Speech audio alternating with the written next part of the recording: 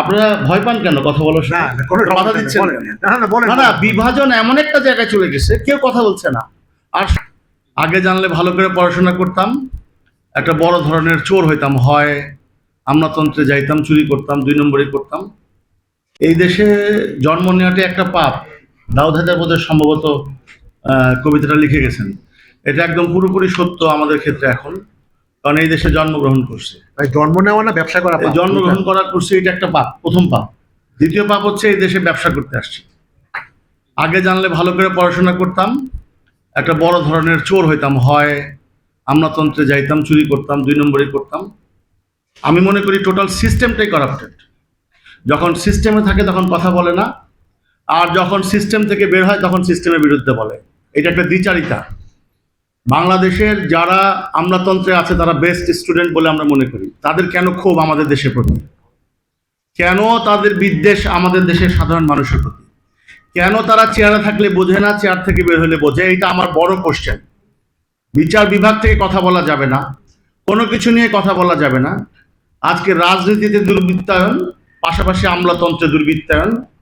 এই কারণে আজকে সাধারণ মানুষ, এই 18 কোটি মানুষ একটা নাবিশ্বাস উঠছে। আমাদেরকে এমনভাবে বিভাজন করে দেওয়া হয়েছে পলিটিক্যালি, সব কিছুতে বিভাজন। আমাদের এই বিভাজন থেকে বের হওয়ার কোনো রাস্তা আছে বলে আমরা মনে করি না, যদি এটা পলিটিক্যাল বক্তব্য। না না, আমি আসতেছি সেটাই। আমাদের নিয়ে যে কথা বলবে, আপনারা ভয় পান কেন কথা বলার সময়?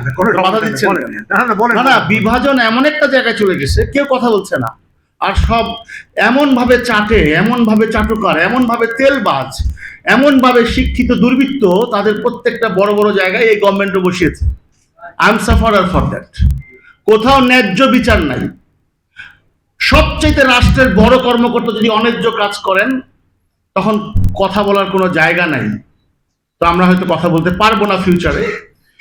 প্রশ্ন হচ্ছে কোথায় অনিয়ম নাই? আর সবচেয়ে বেশি খড়গ পোহায় আমাদের মতো যারা প্রান্তিক ব্যবসায়ী বলি আমরা, প্রান্তিক জনগোষ্ঠীকে নিয়ে আমরা কাজ করি। আপনি দেখবেন সর্বোচ্চ সবসময় অভাব শুধু গার্মেন্টস সেক্টরে।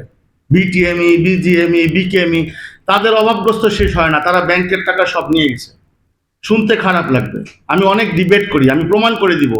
তারা মানে কিভাবে মানে আনহেলদি কম্পিটিশন করে দেশটাকে একটা জিম্মি করে ফেলছে। আর দুর্বৃত্তায়ন তো আছে যারা টাকা চুরি করে দেশ থেকে চলে গেছে। কিন্তু ওই তাদেরকে মনোযোগ দিতে গিয়ে আরেকটা সেক্টর তৈরি হয়েছে, যারা ব্যাংক থেকে টাকা নিয়ে মুড়ি বিক্রি করে, ঝাড়ু বিক্রি করে, এবং তারা সমস্ত প্রান্তিক যারা ছোট ছোট উদ্যোক্তা আছে তাদেরকে রাস্তায় বসিয়ে দিয়েছে।